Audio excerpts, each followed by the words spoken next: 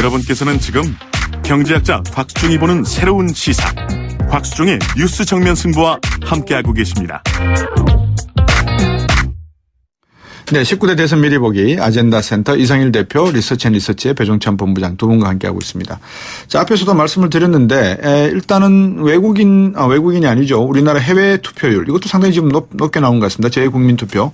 지금 역대 최고라고 하는데 75.3% 변수가 될까요? 이것도 한 20만 명 정도 된다 그러죠? 네. 예. 뭐 변수 규모 자체로 봤을 때 이제 표 숫자로 보면 크지 않기 때문에 변수라기보다는 그만큼 이제 관심이 높았다. 이게 뭐냐면은 좀 거슬러 올라가 보시면 이게 탄핵 그 촛불 집회 당시에 보면 그 해외에서도 굉장한 열기가 있었고요. 이런 어떤 여러 가지 정치적 메시지들 뭐 이런 부분들이 뭐 이렇게 좀 갖다 이렇게 연결시키기가 좀 애매할 수도 있습니다만 아마 대선에 대한 어떤 관심까지 이어져 오는 게 아닌가 싶을 정도로 높은 투표를 보였습니다. 네.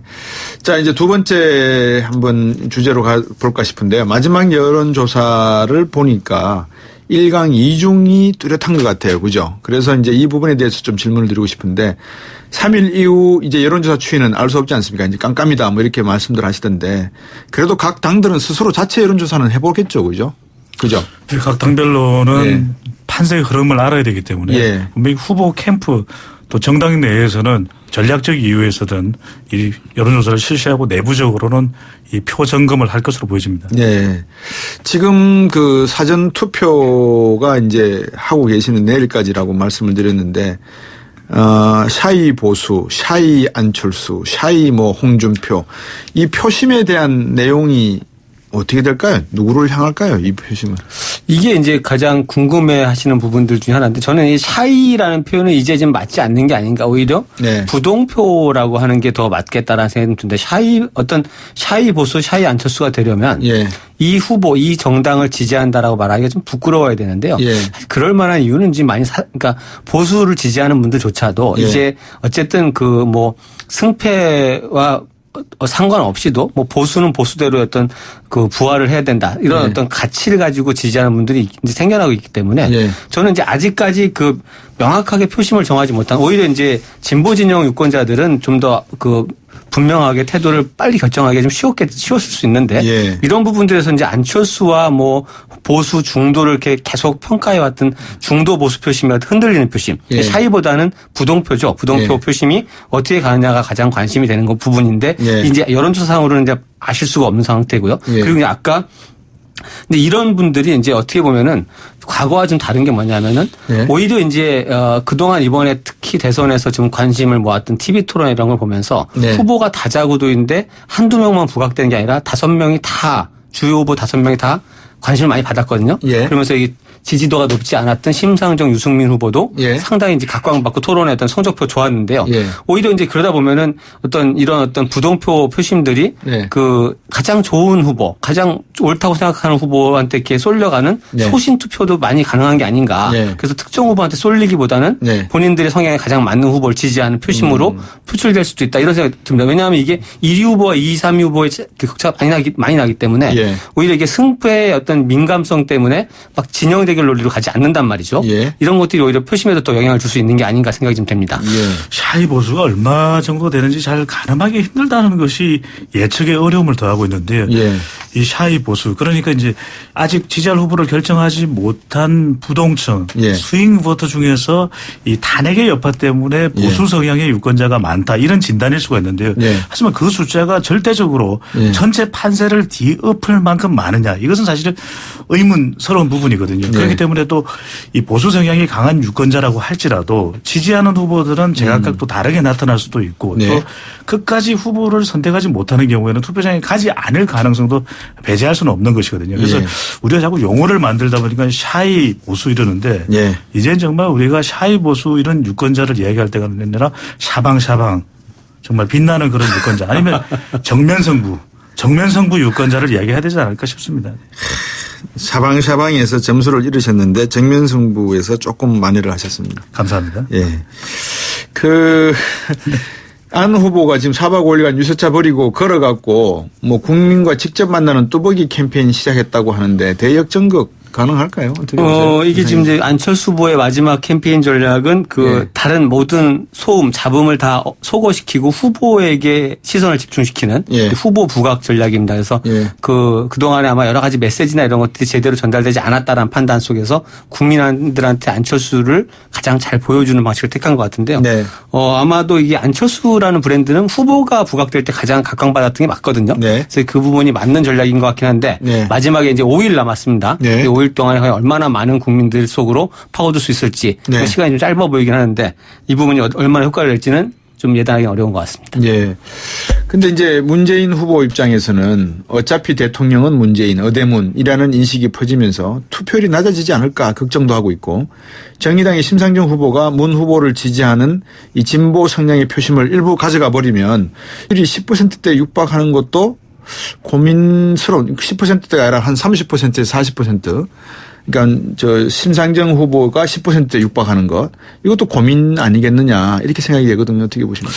복잡한 셈법으로 보여지기도 하는데요. 그러니까 사전 투표율이 높기 때문에 투표율이 낮다라고 하는 것은 뭐 기후에 그치지 않을까 보여지고 이 문재인 후보로서는 진보 성향 유권자층을 확보하고 있는 이 심상정 그래서 뭐 심알직 뭐 이런 이야기까지 나오고 하면서 상당한 또 위협이 되는 것이 아니냐라고 이야기되고는 있습니다만 그럼에도 불구하고 일강 이중 체제에서 이 40% 안팎의 지지율을 보이면서 이 문재인 후보가 앞서가고 있는 국면이기 때문에 또 실제로 오자 대결 구도에서 선택지가 넓어져 있고 또 자기가 지지하는 후보에게 투표하고 싶은 유권자 심리를 또 배제할 수는 없는 것이거든요. 그런데 여기서 저는 어느 후보가 당선되느냐라고 하는 의미보다도 실제 당선되는 후보가 지금으로서는 누구일지 모르겠습니다.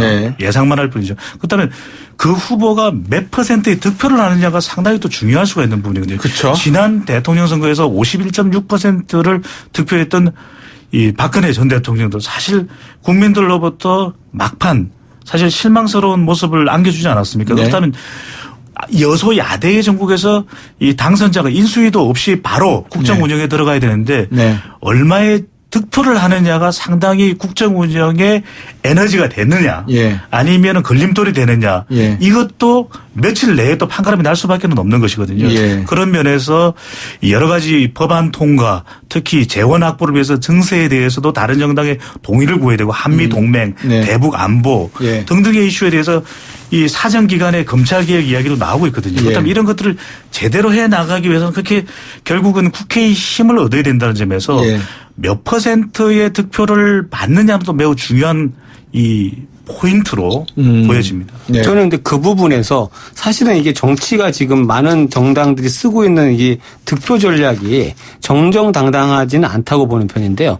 뭐냐면 내가 열심히 하고 좋은 비전을 보여서 고득표를 해서 많은 국민들의 지지를 얻는다. 이건 되게 좋은 당연한 전략이지만 뭐 나름대로의 어떤 경쟁력과 차별성을 가지고 유권자들을 이렇게 쭉 지지를 얻어내고 있는 어떤 후보를 향해서 저 사람을 찍으면 사표가 된다.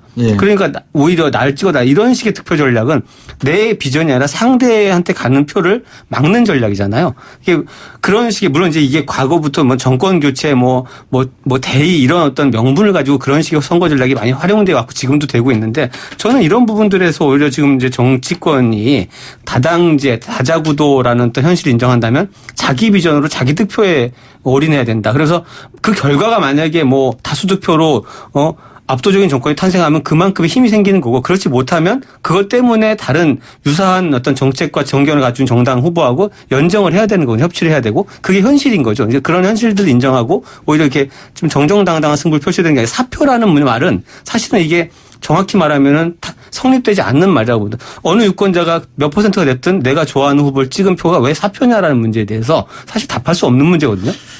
이 문제에 대해서 좀 더 이제 정치권이 좀 정정당당한 방법을 써야 되는 게 아닌가. 이상일 대표님을 디스하려는 건 아닌데. 해도 됩니다. 이 정면승부인데 자꾸 서로 디스하십시오. 다른 프로그램에 정정당당을 이야기하셔가지고 제동을 좀 걸어야 될 것 같고요. 그래서 이런 오자 대결 구도에서 단일하니 또는 뭐 사표 방지 심리니 이런 이야기를 안 하려면 저는 결선 투표를 도입해야 된다. 예. 그래서 우리 정면 승부하고 예. 결선 투표를 도입하는 다음 대통령 선거를 예. 반드시 보고 싶습니다. 개헌해야 되겠네요. 개헌해야죠. 예. 그러면 방금 말씀하신 내용 중에 제가 질문이 하나 생겼습니다. 사실은 저희들이 쉬는 시간에 잠깐 논의를 했던 내용입니다. 뭐냐면 지금 11.7% YTN TV를 통해서 약 420만 명 정도가 사전투표를 했다는 거 아니겠습니까? 그럼 420만 표 중에서 나중에 만에 하나 어떤 후보들 간에 단일화가 이루어졌다라고 가정을 한다면 그 가능성은 없겠지만 뭐 있을지 없을지 모르겠습니다. 그 가능성이 만약에 현실화가 된다면 지금 2번, 3번, 1번, 4번 찍은 후보들 중에서는 표가 사표가 되는 경우가 말 그대로 사표가 되는 경우가 발생할 수 있을 거 아닙니까? 그렇죠. 그러나 이제 저는 결선 투표가 도입되지 않은 상황이라면 상황에서는 그 단일화라는 이슈도 결국 정치권 내부의 어떤 필요성에서 형성되는 문제인데 사전 투표 제도가 엄존한다라고 하면 그걸 되돌리거나 무효를 할 게 아니라면은 예. 단일화에 대한 어떤 추진이나 논의 자체도 예. 그런 정치 일정, 선거 일정을 감안해서 이뤄내도록 노력을 해야 되는 게 정치권의 의무인 것 같고요. 예. 막판에 단일화, 선거 하루 이틀 앞두고 단일화해서 예. 그게 나 앞에서 진행된 표가 사표가 되는 이런 예. 상태들은 비정상적인 게 아니고 저는 단일화라는 것도 그런 선거 일정에 맞춰야 된다. 저는 그렇게 보는 편입니다. 사전 투표 제도는 투표의 편의성, 편리함을 제공하는 것인데 네. 일각에서는 또 투표율이 3일이나 되느냐라는 이야기 또 볼멘 소리가 나오는 그런 경우도 있습니다. 왜냐하면 이런 것들이 다 경제적 비용 아니겠습니까? 예. 그렇다면 이럴 것이 아니라 예. 사편이 단일화는 이야기가 아니라 본 투표를 두고 그다음에 결선 투표를 하면 네. 이런 여러 가지 문제점이 일시에 해결되거든요. 네. 그래서 자꾸 오늘 제가 또 마지막 방송인 만큼 계속 이야기를 드리는데 저는 우리 정치에서도 그렇고 경제에서도 그렇고 이제는 우리 피해가는 승부를 해서는 안 된다. 정면 승부. 네. 결선 투표를 하면 이 정면 결선 투표를 통해서 유권자들의 의향을 저는 전격적으로 반영하는 것이 가장 효과적인 방법으로 보여집니다. 근데 결선 투표하고 그건 전 찬성하는데요. 네. 다른 개념이에요. 결선 투표와 사전 투표는 찬성했으니까 이렇게 듣고 다음 저 죄송합니다. 결선 투표는 도입할 필요가 있고 이게 지금 양당제도 아니고 다자구도 다당제 구도가 되어가는 상황에서 결선 투표 필요하다는 걸 인정합니다만 사전 투표는 전혀 다른 개념입니다. 사전 투표는 이게 투표율이 올라가야 되는 문제는 대단히 중요한 거죠. 선거를 했을 때 투표에 참여한 사람이 얼마나 되느냐. 이 문제 대단히 중요하기 때문에 비용의 문제나 단일화 같은 부수적인 문제를 고려하지 않고 사전투표는 오히려 더 늘리고 편의성을 더 확장시켜야 되는 거예요. 그래서 최대한 많은 국민이 투표에 참여할 수 있도록 만들어주는 것이 기본적인 어떤 문제인 거고 그 이후에 그럼에도 불구하고 다수 투표자가 없을 때 결선 투표하는 건 또 다른 문제라는 거죠. 청취자 여러분들에게 한번 여쭤보겠습니다. 여러분들이 생각하시는 바를 한번 알려주세요. 여러분들은 어떻게 생각하십니까? 사전투표제 바람직하다 아니면 사전투표제는 2중 3중의 비용을 포함하고 다양한 정치의 역동성을 통해서 사표가 발생한 가능성이 있으므로 이것은 좀 더 심각하게 고려하는 것이 맞다. 1번, 2번. 여러분들 생각을 보내주시면 제가 참고해서 방송에서 한번 읽어드리겠습니다. 우물정 0945 단문 50원 장문 100원입니다. 예. 배종찬 본부장님. 제가 우리 이 방송을 중앙선관에서 듣고 있다는 걸 또 간과했습니다. 예. 그러시죠. 정정하면 이거 사전투표제도 필요하지 않을까. 예. 중앙선거관리위원회 볼 일이 있으십니까? 아닙니다. 이게 또 애써서 만드신 제도인데 제가 또 이게 아닙니다. 국민이 국가의 주인인데 이런 이야기 저런 이야기 의논은 할 수 있어야죠. 알겠습니다. 자, 그 다음 질문을 제가 드려봐야 될 게 그저께 한 이틀 사이에 바른정당이 상당히 이 격변을 했습니다. 저는 이전에 질문 하나 드려야 되겠다. 일요일 날 프랑스 마크롱하고 르팽하고 결선 투표 결과 나오죠. 이번 일요일이죠. 이번 일요일이죠. 그러니까 프랑스의 결선 투표의 원인은 뭐였습니까? 배종찬 본부장님. 과반수를 넘지 못했기 때문에 나온 거죠. 그렇습니다. 예. 그러면 프랑스 국민들은 의석수가 하나도 없는 마크롱 후보와 한 석 있는 르팽 후보에게 이 지금 대통령 자격을 주겠다고 결정한 거 아닙니까? 그러면 프랑스의 국민의 민도와 대한민국 국민의 민도는 차이가 있다 없다? 무슨 차이가 있겠습니까? 예. 차이는 없다. 그런데 프랑스의 정치제도와 우리의 정치제도는 다르다. 그래서 우리는 프랑스적으로 따라가야 된다? 따라간다기보다는 좋은 제도라면 저희들도 생각해 봐야 된다. 예. 사전투표제를 하도 강조하셔서 제가 여쭤봅니다. 네. 바른정당 유승민 후보 말씀을 한번 들어봐야 되겠습니다. 이 지금 전화위복이 되고 있다라는 내용이 나오고 있는데 동정표가 좀 나올까요? 어떻게 보세요? 뭐 득표율 측면에서 최종적으로 이제 선거 득표라는 측면에서 뭐 엄청난 어떤 상승이나 뭐 동정표의 쏠림 이렇게까지 볼 상황은 아니겠습니다만 이 당내 거의 절반에 가까운 의원들이 탈당을 해서 뭐 다른 자유한국당 홍준표 후보 지지 선언할 때 이게 바른정당이 사실상 소멸하고 후보가 사라지는 게 아니냐 뭐 이렇게까지 우려가 됐던 거에 비하면 오히려 이제 역풍이 좀 불었죠. 많이 불고 유승민 후보가 이제 이런 상황에 대해서 마지막 TV 토론에서 그 본인의 소회를 쭉 밝힙니다. 그러면서 이 어떤 보수의 개혁 가치를 위해서 끝까지 완주하겠다 이런 목소리가 오히려 가장 강하게 들렸고 그거에 대해서 오히려 이제 유권자들이 많이 반응을 하셨죠. 그래서 이제 뭐 후원금, 뭐 그다음 당원가 이런 것들이 늘어났다라고 하는데요. 저는 뭐 그 큰 수준은 아니라 하더라도 적어도 그런 이제 소신을 지키는 후보한테 그 표를 줄 수 있는 유권자들 상당히 좀 확보를 할 수 있는 게 아닌가 그렇게 좀 생각이 됩니다. 저는 좀 아팠던 게 유승민 후보의 일기장을 저는 오래 보지는 못했어요. 저번에 원내대표 때 국회 연설 한 것과 이번에 토론회에서 쭉 하는 내용은 일관성을 유지하고 있더라고요. 그러면 국민들께서 그런 후보의 정치적 일관성, 정책의 일관성을 보시고 그 후보를 판단하는 것이 옳지 또 그 사람이 대통령과 어떤 관계에 있었는지는 저희들은 잘 모르지 않습니까? 그죠? 그냥 들어서 짐작할 따름이고 언론에서 쓰는 기사로 추정할 따름이죠. 그죠? 정확한 사실을 모르고 거기에 근거해서 사람의 배신이다 아니다 이걸 판단하는 것은 무리가 아닌가 생각이 들었어요. 우리가 보면 유권자들이 한 정치인에 대해서 대선 후보에 대해서 아주 상세히 알기가 어렵다라는 것이거든요. 그러니까요. 그런 만큼 언론이 해줘야 되는 생각합니다. 그렇습니다. 이런 토론회 자리를 평상시에 대선 후보로 나서기 이전부터 자주 가셔서 그 사람의 자질을 검증할 수 있도록 해주는 것이 필요한 것이거든요. 그러니까요. 프랑스의 경우에도 르펜이 이 자기 아버지도 극우 정당에서 내보낼 정도로 변신을 꾀하면서 국민들로부터 지지를 받는 것 아니겠습니까?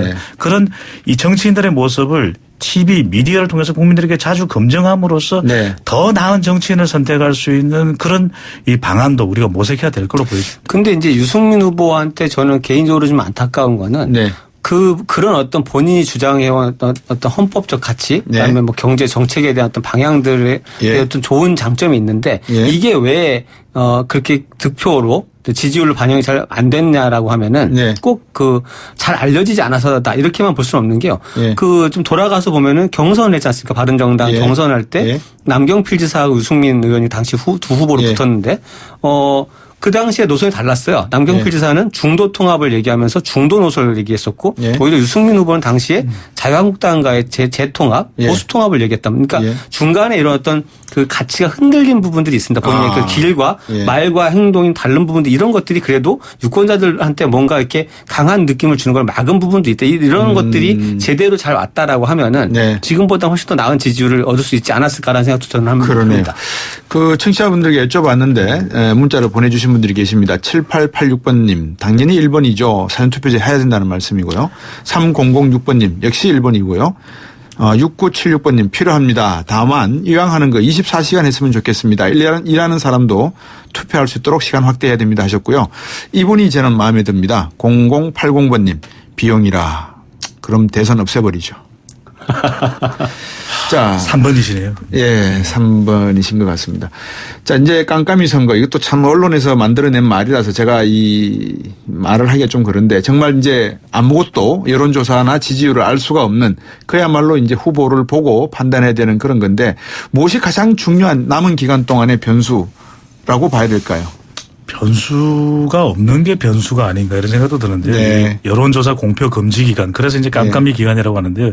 이 시간 동안에는 가짜 정보 가짜 뉴스가 많이 흘러다닐 수밖에 없기 때문에 이런 거짓 정보에 대해서 많은 유권자들이 현혹될 수 있고 특히 후보자와 관련된 치명적인 의혹 이 9일 투표일까지 밝혀지지 않는 내용들이거든요. 바로 그런 부분들이 마지막 남아있는 유권자들 부동층들이 흔들릴 수 있는 변수로 보여집니다. 네. 이상일 대표.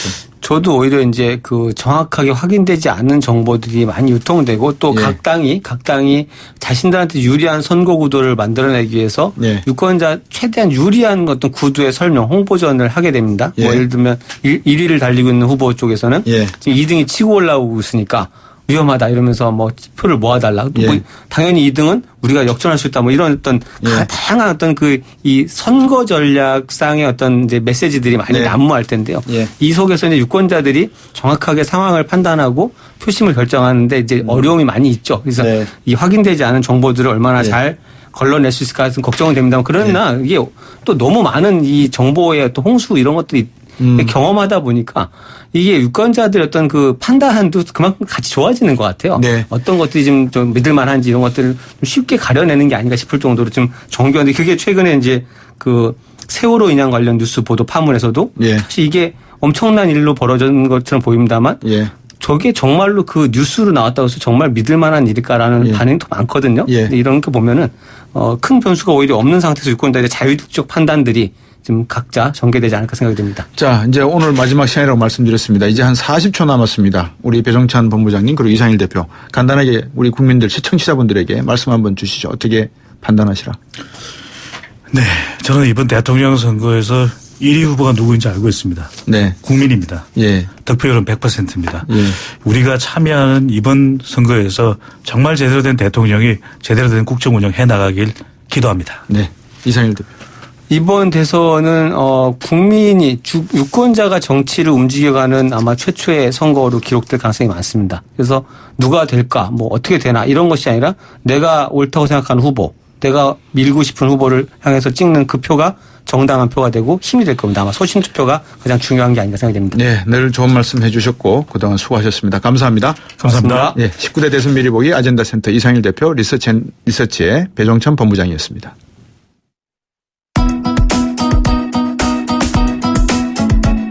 YTN 뉴스 FM 뉴스 정면 승부 오늘 준비한 내용 여기까지입니다. 오늘 방송은 YTN 라디오 뉴스 정면 승부 홈페이지와 팟캐스트 그리고 팟빵 YTN 라디오 전용 애플리케이션인 예스를 통해 다시 들어보실 수 있습니다. 인터뷰는 홈페이지와 포털 사이트 검색 통해서 확인 가능하시고요. 지금까지 프로듀서 이은지, 작가 홍기, 김은진, 기술감독 신동의 김성호, 진행의 곽수종이었습니다. 좋은 연휴 보내시고 고민 많이 하십시오.